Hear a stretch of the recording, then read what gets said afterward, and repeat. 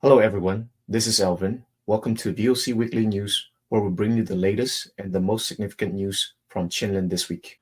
Here are the headlines for tonight's program. Victory for Chinland government forces.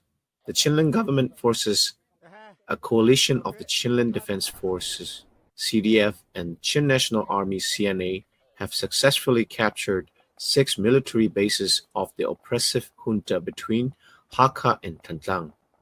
Reports confirm that approximately 30 junta soldiers, including 2 battalion commanders and 5 officers, were killed in the clashes. The revolutionary forces also captured 20 junta soldiers and seized a significant cache of weapons and ammunition in this remarkable operation. Displacement crisis in Falam. In northern Chin State, residents of Falam are facing severe hardships due to ongoing battles in the area. Many families have been forced to flee their homes, and displaced individuals are struggling to access food, water, and other basic necessities. India urged for fair engagement.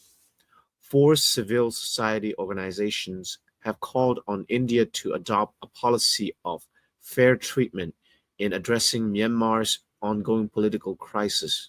The appeal highlights the critical role India can play in promoting justice and contributing to a resolution of the region's turmoil.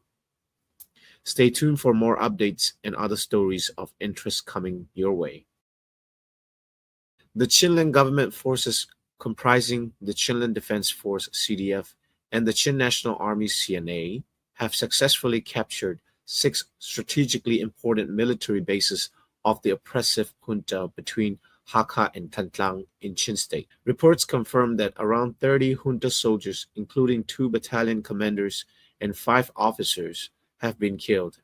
Additionally, Chinland government forces have captured 20 military junta forces, along with a significant cache of weapons and ammunition.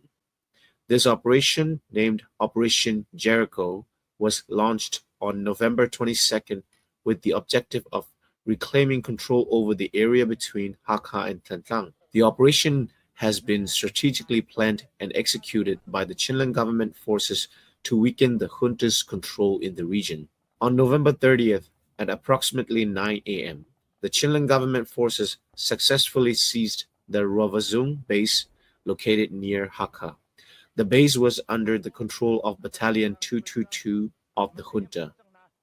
During the operation, multiple junta personnel were killed, including a battalion commander, 2 officers, and 1 police captain. Later that same day, around 5 p.m., the Chinland government forces captured 3 more bases near the Dimit River Bridge, including Dimit Base, Nunklokbo, and Umpu Puaknak. These bases were vital for the junta's operations in the area. Earlier on November 25th, the Chinland government forces had captured Point 3 Hill Base, another key location. On December 4th, the forces successfully took control of C3 Hill Base, further tightening their hold over the Hakka-Tantlang corridor. During the course of Operation Jericho, several high-ranking junta officers were killed, including Lieutenant Colonel Dozenlet, commander of Battalion 222, Lieutenant Colonel Aithan, commander of Battalion 266, 3 other officers, and 2 police captains. In addition, 20 junta soldiers were taken prisoner by the Chinland government forces.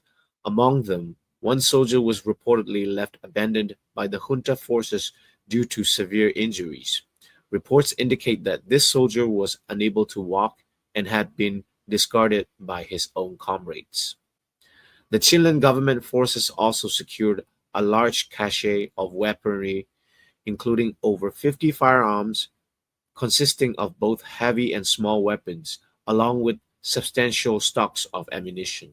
The name Operation Jericho was inspired by the biblical story of the city of Jericho, symbolizing strength and resilience in the face of adversity. The captured bases hold immense strategic significance, leaving only 2 small junta outposts remaining in the Hakka-Tantlang area.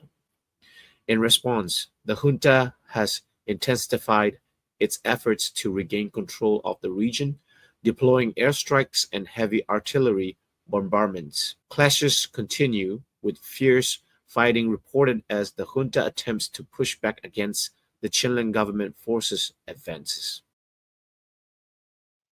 In northern Chinland, residents of Falam Township are facing severe hardships as they struggle with displacement caused by ongoing battles in the region.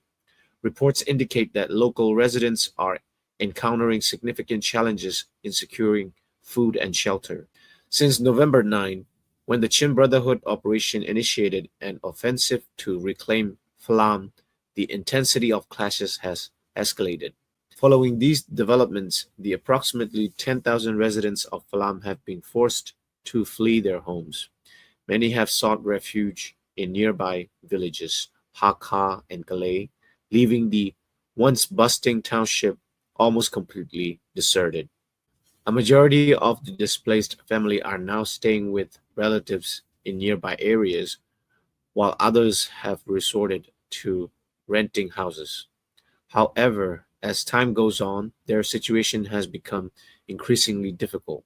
A displaced person explained that the lack of stable accommodations and the prolonged displacement are creating immense challenges for those who fled the violence. In Calais, the number of displaced individuals continue to rise daily, leading to a surge in rental prices. Many displaced families are now struggling to find affordable housing, compounding their difficulties in accessing basic necessities like food and water. Meanwhile, the Falam offensive, which has been ongoing for nearly a month, has seen Chinland resistance forces and their allies successfully seize several junta-controlled bases within the township. Despite these victories, the junta's 268th Battalion headquarters, a critical stronghold, remains under junta control, with fierce battles continue in the area. The displaced residents of Falam remain in dire need of support as the conflict continues. Intense fighting continues near Hakha along the road leading to Tantlang as clashes between the Chinland government forces and the junta troops escalate. According to reports, the fighting began on December 5th, with the junta forces suffering 3 fatalities and the Chinland government forces seizing 3 firearms during the skirmish. Sources on the ground confirmed that the clashes were triggered by an attempted counterattack by the junta to retake the Kiamtlang Ravazung base, which the Chinland government forces had previously captured on November 30th. The junta forces launched their offensive from Hakka, leading to fierce engagements in the region. Throughout the confrontation, junta forces have been employing artillery and drones, intensifying their attacks to reclaim lost ground. Despite their efforts, the Chilean government forces has maintained control of the area and inflicted casualties on the junta. The sound of gunfire and artillery has been resonating through Hakka, with residents reporting continuous shelling and heavy firing. Sources from Rungklang also confirm relentless artillery fire from the junta. The ongoing clashes are part of the Chilean government forces Operation Jericho, launched on November 22nd, aimed to dismantling key junta strongholds along the Hakka-Tantlang corridor. Under this operation, the Chilean government forces has successfully captured 6 major military bases so far. Currently, only the Oro Hill base remains under junta control in this strategic corridor. Military analysis suggests that if the Chin national government forces can secure this position, it will significantly hinder the junta's ability to reinforce Tantlang with ground troops. This would pave the way for the Chinland government forces to potentially gain control of Tantlang Township. On December 4th, the Asho-Chin Defense Force (ACDF), in collaboration with allied forces including the New Society Army (NSA) and the People's Liberation Army (PIA), announced the capture of 12 junta soldiers, including a major who had fled during battles in An Township, Rakhine State. The soldiers were apprehended with a cache of weapons and equipment, including one MA1 rifle, one MA3 rifle, one Type 81 rifle, one pistol, a computer, a phone, and some ammunition. The United League of Arakan (ULA) and the Arakan Army (AAR) conducted decisive operations to fully secure the Western Region military headquarters in An Township. The captured junta soldiers had fled during these ongoing assaults and were intercepted by ACDF and allied forces. The detained soldiers are reportedly being held in accordance with proper procedures. They are receiving medical treatment for their injuries and are being provided with adequate food and living arrangements. The statement also urged junta troops across various regions to reconsider their loyalty to the oppressive regime, asking them to choose between sacrificing their lives for the military dictatorship or defecting to stand with the people. The National Unity Government (NUG), in collaboration with K2C, has announced efforts to pursue international legal action against the junta leader for crimes against humanity. The statement highlights plans to involve the International Crime Court (ICC) and the International Court of Justice (ICJ) in holding the regime accountable. This joint announcement was made on November 30th by the NUG and K2C, which includes the Karen National Union (KNU), the Karenni National Progressive Party (KNPP), and the Chin National Front (CNF). The statement also welcomed the ICC prosecutor's move on November 27th to request an arrest warrant for junta leader Senior General Min Aung Hlaing for atrocities committed against the Rohingya people. The NUG, its allies, expressed their full support for this legal action and called for further accountability for crimes committed under the junta's rule. Additionally, the announcement called on junta soldiers to break ranks and join efforts to establish a new federal democratic security framework. It invited military personnel to align with the people's will and contribute to building a security force that protects civilians and upholds democratic values. The NUG and K2C also criticized the junta's planned election as illegitimate and meaningless, describing it as a sham election that cannot provide any political solution for the country. Furthermore, the statement urged ASEAN, the United Nations, and the international community to avoid legitimizing the junta's regime through any form of engagement. It warned that continued interactions with the junta could indirectly support its crimes against humanity.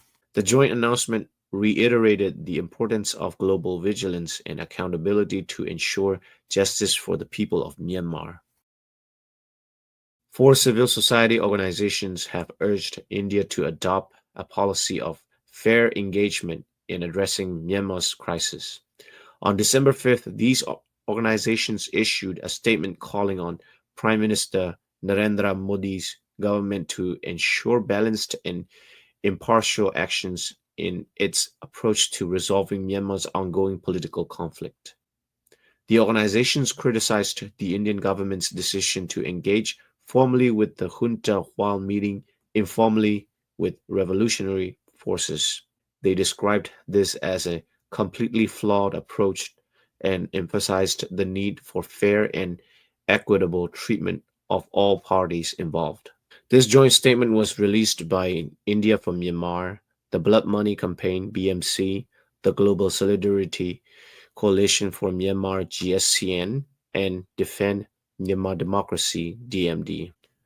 The groups highlighted that India's current policy undermines its potential role in fostering peace, reconciliation, and the establishment of federal democracy in Myanmar. They called on India to engage both the junta and revolutionary forces, such as the National Unity Government (NUG) and ethnic armed organizations, through formal channels. The civil society organizations urged India to take a leadership role in facilitating peaceful outcomes. They stated that engaging with both sides in a balanced manner is essential to achieving lasting peace and federal democracy in Myanmar. Reports from November indicated that India's Ministry of External Affairs had previously met with representatives of the National Unity Government NUG, the Arakan Army AA, and the Chin National Front CNF as part of informal discussions. Thank you for tuning into VOC Weekly English Program. We'll be back with more updates in our next broadcast. We hope to see you again next week.